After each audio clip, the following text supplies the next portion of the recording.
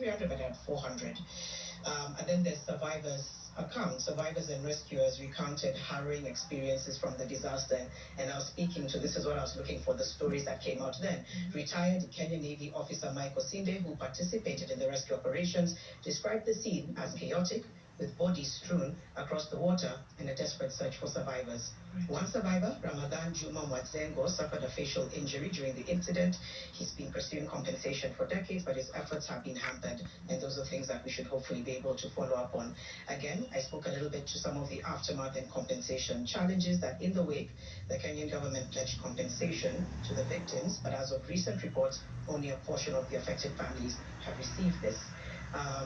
For instance, there's the family of Thomas Onduto, a 24-year-old who perished in the disaster. They've been seeking compensation for over 3 decades without success, and despite submitting the required documents and following up with relevant authorities, they have yet to receive any financial restitution.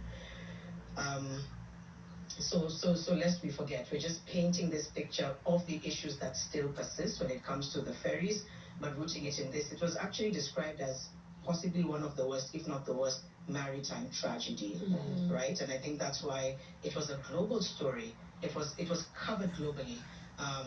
Just sort of serve it as an example. This is what happens when you sidestep things like overcrowding and capacity. So it's really entrenched. So there's still people now.